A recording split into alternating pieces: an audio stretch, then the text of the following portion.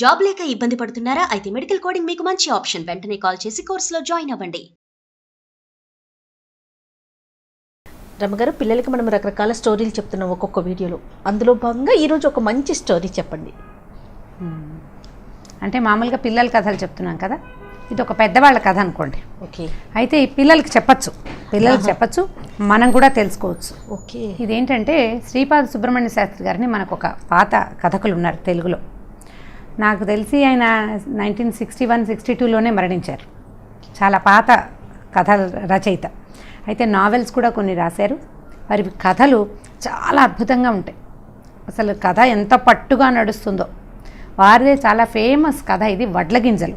ఆ కథ పేరు వడ్లగింజలు. అంటే అది మామూలుగా మీకు తెలిసిందే కదా. బియ్యం ఎందులో నుంచి వస్తుందో తెలుసా జయ? మీకు తెలుసు రమ్మగారు. లేకపోతే అందరు కామెంట్ రూపంలో పెట్టేస్తారు, జయాకి బియ్యం ఎలా వస్తాయి కూడా తెలియదా అనేసి. బియ్యం ఏ గింజల నుంచి వస్తుందో అవే వడ్ల గింజలదే కథ. అయితే వడ్ల గింజలకి కథ ఏమీ రిలేటెడ్ కాదు. ఇదేంటంటే ఒక శంకర్ భట్టు అనే ఒక బ్రాహ్మణ కుర్రాడి కథ. అయితే ఇతను ఏంటంటే అప్పట్లో చెస్ బాగా ఆడేవాడట. చదరంగా ఉంటారు కథలో. ఎక్కడ చెస్ అని పేరు, తెలుగు కథ. పైగా 60s కంటే ముందు కథ కదా. అప్పుడు అసలు ఇంగ్లీష్ పదాలు ఒకటి కూడా వాడలేని రోజులు అవి. అవునవును. అయితే ఈ చదరంగంలో దిట్ట ఈ అబ్బాయి, చాలా బాగా ఆడగలిగేవాడు. అయితే అతను ఏంటంటే అప్పట్లో మనకి ఇంకా జమీందారీలు రాజులు వాళ్ళు ఉన్నారు. ఇది 50s 40sలో కథ అనుకుందాం. పూర్తిగా ఇవి తీసేసేయడం, జమీందారీ వ్యవస్థను తీసేయటము అవన్నీ అవలేదు. అయితే ఈ ఒక వత్సవాయి వంశానికి చెందిన ఒక గజపతిలో ఆయన రాజుగారి దగ్గరికి ఒక కుర్రాడు వచ్చి, ఆయన చాలా బాగా చదరంగం ఆడేవారు రాజావారు. ఆయనతో పాటు ఆడడం కోసం ఈ కుర్రాడు ఆ ఊరు వచ్చాడు. వస్తే ఏమైందంటే అతనికి రాజాస్థానానికి వెళ్ళడానికి ఎటువంటి అవకాశము దొరకలేదు. ఎందుకంటే అతను 2 బట్టలతో వచ్చాడట. ఓ గావంసా కట్టుకున్నాడు, ఓ గావంసా పైన కప్పుకున్నాడు. అప్పట్లో చొక్కాలు వేసుకునే వాళ్ళు కాదు జయ, అంత పాత కథ అనమాట. షర్టు లేదు, ఒక నడుముకు ఒక టవల్ లాంటిది, అంటే మన చిన్న సైజు లుంగీ లాంటిది కట్టుకుని పైన కప్పుకునేందుకు ఒక ఉత్తరీయం లాంటిది మాత్రమే ఉంది. అయితే బ్రాహ్మడు కాబట్టి ఇప్పుడు చేయట్లేదు, కానీ పాత రోజుల్లో ప్రతి బ్రాహ్మణులు ప్రతి వాళ్ళు నిత్యం సంధ్యావందనం, త్రికాల సంధ్యావందనం చేసుకునేవాళ్ళు. పొద్దున మధ్యాహ్నం సాయంత్రం 3 సంధ్యల్లోనూ సంధ్యావందనం చేసేవాళ్ళు. చక్కగా విభూతి బొట్టు అది పెట్టుకుని కళగా బాగుంటాడు. కానీ ఇతని వేషధారణ చూస్తే రాజుగారి దగ్గరికి వచ్చేటప్పుడు కొంచెం మంచి బట్టల్లో రావాలి కదా, మనం అదే ప్రజెంటబిలిటీ ఉండాలి. ఇతనికి ఆ ప్రజెంటబిలిటీ లేదు. అతనికి ఉన్న ప్రజెంటబిలిటీ ఏంటంటే మొహంలో ఒక వర్చస్ ఉంది, బొట్టు పెట్టుకున్నాడు. అప్పుడు అందరూ సామాన్యంగా అందరూ విభూతి బొట్లే పెట్టుకునేవాళ్ళు. అయితే ఈ రాజుగారి దగ్గర ఒక మంత్రి ఉన్నాడు. అతను ఈ కుర్రాన్ని లోపలికి రానివ్వలేదు. అయితే ఈ రాజు దగ్గరికి వెళ్ళే అవకాశం కుదరలేదు. ఆ రోజుల్లో ఏంటంటే ప్రతి అరుగు మీద ఈ చదరంగ మాట నడుస్తూ ఉండేది. తర్వాత అప్పట్లో సానివాడలు అవి ఉండేవి, పథకాల కథ కదా. అక్కడ ఇళ్లల్లో కూడా చదరంగం నడిచేది. అప్పుడు ఏముంది, టీవీలు లేవు, కాలక్షేపం ఏదో ఒకటి కావాలి కదా. పచ్చీసు అవి ఆడుకునేవాళ్ళు, మనకు తెలిసిందే కదా. పచ్చీసు, దాయకట్టం ఆడడము అలాంటివి ఆడేవాళ్ళు. పేకలు కూడా ఆ రోజుకి లేవు, కార్డ్స్ ఆడడం లేదు, చదరంగమే ఆడేవాళ్ళు. చదరంగం తెలివిగల వాళ్ళ ఆట. ఈ రాజుల ఇళ్లల్లో వాకిళ్లలో అరుగులుండి పొద్దునే భోజనాలు అవి చేసేసి ఏవో చిన్నపన్న పనులు చేసుకునేవాళ్ళు. వ్యవసాయదారులు అయితే వ్యవసాయం చేసిన మధ్యాహ్నాలు ఖాళీ కదా, చదరంగం ఆడేవాళ్ళు. ఈతను ఏం చేసేవాడు, ఈ ఊర్లో తిరుగుతూ ఈ ఊళ్ళో నడిచెళ్తుండేవాడు. ఓ చోట చదరంగం ఆడుతూ కనపడేవాళ్ళు. వాళ్ళు ఆడుతుంటే మెల్లిగా పక్కకి వెళ్తాం, మన దగ్గర కూర్చోవటం. అది కాదు, ఇది పెట్టండి అని 2వ కాయ పెట్టించడం చేసేవాడు. ఎవరి పక్షాన అయితే ఇతను కూర్చున్నాడో వాడు ఖచ్చితంగా గెలిచేవాడు. మంచి తెలివితేటలున్నవాడు. అతను బాగా ఆటొచ్చు. 2 సార్లు అయ్యేసరికల్లా వీడికి ఏదో ఉపాసన ఉంది, అందుకే వీడు గెలుస్తున్నాడు అనుకున్నారు. కొద్ది రోజులు, మరో 4 రోజులు గడిచినాయి. ఈసారి ఈ మొదటి పెద్ద వీధులు కాకుండా చిన్న వీధుల్లో ఆడే ఆటల దగ్గర కుర్రాళ్ళు ఆడతారు. ఇంత పెద్ద వాళ్ళు రాజుల పెద్దవాళ్ళు. రాచవీధులు అంటే రాజుగారి కోటకి చుట్టుపక్కల ఉన్న మెయిన్ స్ట్రీట్స్ వదిలిపెట్టేసి పక్క లైన్లలోకి వెళ్ళడం మొదలుపెట్టాడు.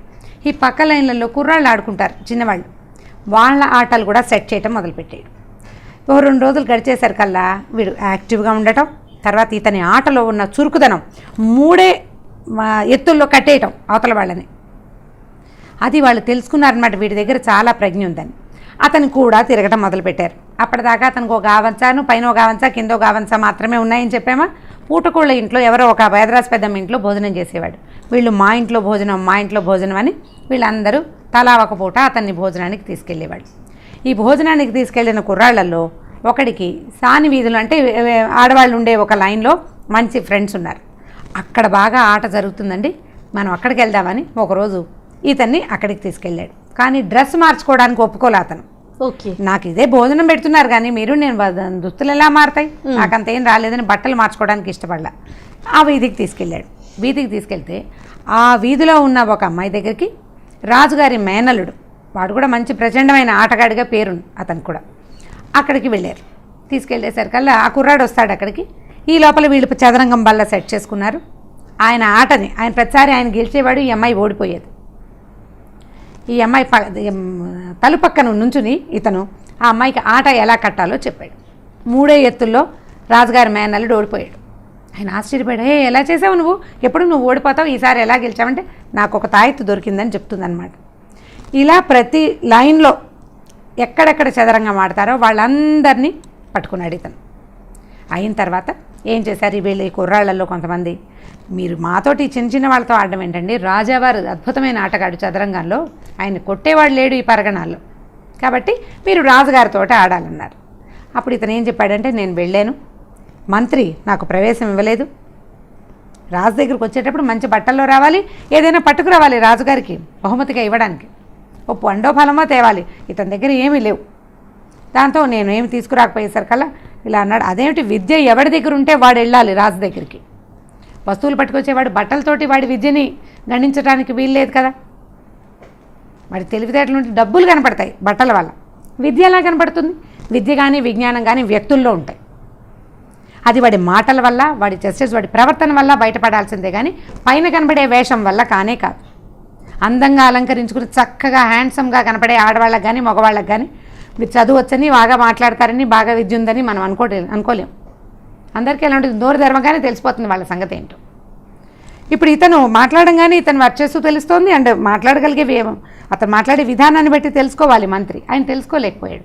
అయితే ఈ కుర్రాళ్ళు ఏం చేశారంటే, మనం రాజు దగ్గరికి వెళ్ళడానికి సులువైన మార్గం ఉంది, ఈ మేనల్లుడు ఓడిపోయాడు కదా, అతన్ని పట్టుకుందామని అతని ద్వారా ఈ శంకర భట్టుని అక్కడికి ప్రవేశపెట్టారు రాజుగారి దగ్గరికి. సరే ఆట మొదలు పెట్టేసరికల్లా రాజుగారికి అర్థమైంది, ఎదురుగుండా ఉన్నవాడు చాలా టఫ్ ఆటగాడు, అంత సులువు కాదు. అయితే ఒక ఏనుగుని కదపటం అనే ఎత్తు దగ్గర ఆట ఆగిపోయింది. వాళ్ళు ఏం చేసేవాళ్ళంటే, ఎక్కడ ఆగిందో ఎంతసేపు ఆలోచించినా తర్వాత ఎత్తు కుదరలేదనుకో, ఇవాళకి రెస్ట్ అని అది కదపకుండా ఉంచుకునేవాళ్ళు. మళ్ళీ నెక్స్ట్ డే ఆడుకోవచ్చు, ఎందుకంటే మనలాగా చిన్న చిన్న కాయిన్స్ అవి కాదు కదా. రాజుగారు పెద్ద బల్ల, ఇవన్నీ దంతంతో చేసిన ఉండేవి, ఈ ముందుండే భటులు, తర్వాత ఉండే ఏనుగులు, గుర్రాలు, రాజు రాణి, రాజు మంత్రి ఉంటారు కదా, ఇవన్నీ కూడా దంతంతో చేసినవి పెద్ద పెద్దవి. ఇవాళ ఎలా వదిలిపెట్టారో అలాగే ఇప్పుడు మన దగ్గర చెస్ ఛాంపియన్షిప్కి అవుతాయి కదా, అవి కూడా తర్వాత ఎత్తు పేపర్లో రాసి పెట్టడాలు అవన్నీ ఉంటాయి. బోర్డ్స్ కదపరు. ఓకే. ఈ బోర్డు కదపకుండా శంకరప్ప ఇంటికి వెళ్ళిపోయాడు. రాజుగారు ఆలోచిస్తున్నారు. చీకటి పడిపోయింది. చీకటి పడ్డాక ఈ రాజుకి తట్టింది, ఏం ఆడచ్చు, ఒక గుర్రం ఇచ్చి ఒక సైన్యాధిపతిని పంపించాడు. ఉన్నట్టుండి ఈ తంగిరాల శంకరప్పని తీసుకురమని. ఓకే. అనేసరికల్లా ఏనుగు వస్తే వస్తాను, ఊరికే రానని చెప్పాడు నేను. శంకరప్ప గుర్రం మీద రాను, నేను ఏనుగు మీద వస్తాను అన్నాడు. వీడు వెళ్ళి వెనక్కి వెళ్ళి ఈ సైన్యాధ్యక్షుడు రాజుగారు ఇట్లా అన్నాడండి అనగానే అప్పుడు ఆయనకి స్ట్రైక్ ఐడియా ఆ ఆటలో గెలవాలంటే ఏనుగుని కదపాలి. ఈయన గుర్రాన్ని కదిపి ఆడదామనుకున్నాడు. గుర్రం కదిపితే ఓడిపోతాడు. గుర్రంతో రాలా శంకర భట్టు. దాంతో ఆయన వెంటనే ఏనుగుని పంపించి, ఆయనకు ఒక భద్రగజం ఉంటే ఆ గజాన్ని పంపించి ఇవన్నీ తీసుకెళ్ళాడు. నువ్వే గెలిచావు, నాకు ఎత్తు కుదరలేదు అని చెప్పి ఈయనకి అఖండమైన సన్మానం చేసి చాలా ప్రైజ్ చేశారు, చాలా విశేషమైన సన్మానం చేశారు. ఈ సన్మానం జరిగినప్పుడు ఆయన రాజుగారు అడిగారు, నేను పూర్తిగా నన్ను గెలిచేసావు, నువ్వు ఈ పరగణాలో నన్ను గెలిచేవాడు లేడు, నీకేం కావాలో చెప్పు, ఏం కావాలంటే అది ఇస్తానన్నాడు రాజు. అంటే ఈయన ఏమన్నాడంటే, అవన్నీ నాకు ఎందుకండి, బ్రాహ్మణ్ణి, మీరు ఊళ్ళు ఇస్తారు, ఆ ఊళ్ళు ఇస్తారు, ఈ ఊళ్ళు ఇస్తారు, వాటిని పరిపాలించడం నాకేమొచ్చు, బ్రాహ్మణ్ణి పూజ చేసుకుంటాను, దేవతార్చన చేస్తాను, అన్నం వండుకు తింటాను, అంతకంటే ఏం చేయను కదా, కాబట్టి వడ్ల గింజలు ఇవ్వండి చాలు నాకు అన్నాడు. ఎన్ని వడ్లు కావాలంటే అన్ని తీసుకోమన్నాడు రాజు. అంటే లెక్క ప్రకారం ఇవ్వండి, ఎలాగోలాగా ఎలా తీసేసుకుంటాను నేను. లెక్క ఏంటంటే, చదరంగం బల్ల ఉంది కదా, గళ్ళు కనపడతాయి.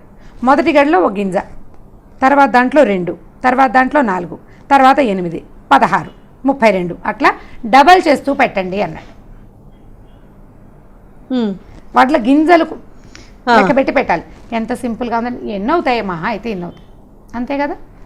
కొలిపించి లెక్కబెట్టి కొలిపించి పంపిస్తామన్నారు. అందరికీ నవ్వొచ్చింది. ఏమిటి పిచ్చి బ్రాహ్మడు, రాజుగారు ఒక ఊరు ఇస్తాడేమో, చక్కగా ఓ అగ్రహారమో 2 అగ్రహారాలు, ఆయన ఒకటి ఇవ్వాలనుకున్నాడు, 2 అడిగితే ఇచ్చేవాడు. వడ్ల గింజలు అడిగాడు. ఏమిట్రా వీడి తెలివి, వీడేదో అఖండమైన తెలివితేటలు ఉన్నవాడని అనుకున్నాం మనము. ఇంత ఆటగాడంటే వాడికి చాలా తెలివి. చదరంగా మాడడం అంటేనే బ్రెయిన్ షార్ప్ అని అర్థం. అవును, చిన్న పన్న ఆటగాళ్ళకే షార్ప్గా ఉంటుంది. ఈ రాజుగారినే ఓడించగలిగిన ధీశాలకి ఇంకా బోల్డంత ఉండాలి. దాంతో అందరూ నవ్వుకున్నారు. చీకటి పడే వేళకి ఈ లెక్క పెట్టాలి కదా, మర్నాడు అనమాట లెక్క పెట్టేవాళ్ళు రాజుగారి దగ్గరికి వచ్చినప్పటికీ దిగాలుగా మొహాలు వేసుకుని ఉత్తరీయాలు భుజాల మీద ఉండాల్సిన ఉత్తరీయాలు నెత్తి మీద ఉన్నాయి వాళ్ళకి. ఏంటంటే, అయ్యా ఆయన అడిగింది కనుక ఇవ్వాలంటే మన రాజ్యం సరిపోదండి, ఇంకా 5-6 రాజ్యాలు కావాలి మనకి. ఎందుకంటే ఈ బల్లలో సగానికి వచ్చేసరికల్లానే ఇది అయిపోతుంది. మన దగ్గర పడినే పట్ట మంట మొత్తం డబల్ అయిపోతాయి కదా. ఇప్పుడు 100-200 అవుతుంది, 200 300 కాదు, 200 400 అవుతుంది, 4 8 అవుతుంది, 8 16 కానీ 16 తర్వాత వచ్చే అంకెలు ఎంత పెద్దవి, ఎంత పెద్దవి అవుతాయి. సగం నిండేసరికి ఈ సగం గళ్ళు అయ్యేసరికి అలానే మన రాజ్యంలో ఉన్న మొత్తం వడ్ల గింజలు అతనికి ఇచ్చేయాల్సి వస్తాం మనం. ఇంత లెక్క తేలుతుంది. ఆ అంకె వేయటానికి ఒక లైన్, ఒక పొడుగాటు టావు పేజీ చాలదట. అప్పట్లో ఏం చేసేవాళ్ళు, మన దగ్గర వాటిని పేపర్ టావులు అంటారు వాటిని, ఈ తెల్ల కాగితాలని. ఓకే, మా చిన్నప్పుడు కూడా టావ్ అనేవాళ్ళు. అసలు ఆ టావు పదమే ఇప్పుడు నేనే అంటున్నాను చాలా కాలం తర్వాత.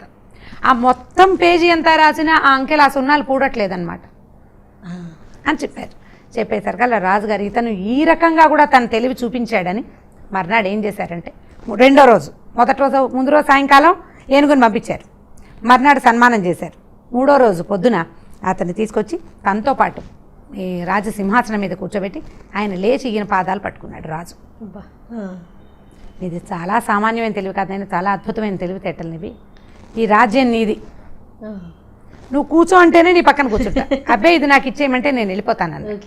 అప్పుడు ఈయన ఏమన్నాడంటే, నా సంగతి ఏమిటో మీకు తెలియజేయడం కోసమే, ఈ ఊళ్ళో వాళ్ళకి తెలియజేయడం కోసమే నేను చెప్పాను, కానీ రాజ్యం తీసుకుని నేనేం చేస్తాను ప్రభు, మమ్మల్ని పాలించగలిగిన వాళ్ళు మీరే. ఇతనికి తెలివితో పాటు వినయం కూడా ఉంది. అప్పుడు ఈ రాజుగారిని సింహాసనం మీద కూర్చోబెట్టి, మీతో పాటు ఆడేందుకు, జీవితం అంతా మీ దగ్గర ఆడేందుకు అవకాశం ఇవ్వండి నాకు అని చెప్పి ఒప్పుకున్నాడు అనమాట. సో ఈ వడ్ల గింజల కథ, ఇప్పుడు ఈ కథ రాసిన శ్రీపాద సుబ్రహ్మణ్య శాస్త్రి గారు, ఇది విన్నారో చూసారో మనకైతే తెలియదు.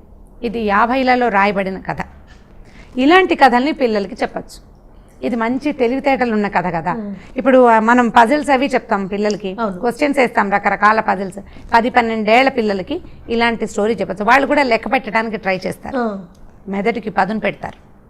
ఈ మ్యాథమెటిక్స్ని తెలివిగా వాడుకోవటం అనేది భారతదేశంలో చాలా ముందు నుంచే ఉంది. ఇప్పుడు వీళ్ళు చెప్పే పజిల్స్ ఇవన్నీ కూడా ముందు నుంచే ఉన్నాయి. ఇది ఇంకా పెద్ద పజిల్ కదా, అందరికీ ఎంత ఒక బస్తాడు గింజలు అవుతాయి అనిపించింది, ఎన్ని కోట్ల బస్తాలు అయినాయి ఇవి కదా. కాబట్టి ఈ స్టోరీస్ కూడా పిల్లలకి చెప్పచ్చు. ఇది చిన్న పిల్లలకి కాదు, 12 ఏళ్ళు 11 ఏళ్ళు వస్తే పజిల్స్ చేయటము, క్వశ్చన్స్ ఆన్సర్ చేయటము వచ్చే ఏజ్ పిల్లలకి కనుక ఈ కథ చెప్తే ఇది మీరు తెలుసుకోవటము మంచిదే, పిల్లలకి చెప్పడము మంచిదే. క్లియర్గా చెప్తున్నాను, శ్రీపాద సుబ్రహ్మణ్య శాస్త్రి గారు రాసిన వడ్ల గింజలు కథ. ఇది తెలుగు మామూలు ఇలా నేను మాట్లాడుతున్న తెలుగులో ఉండదు, కొద్దిగా పాతకాలపు భాష, పూర్తి గ్రాంధికం కాదు, పాతకాలపు బ్రాహ్మణ భాష.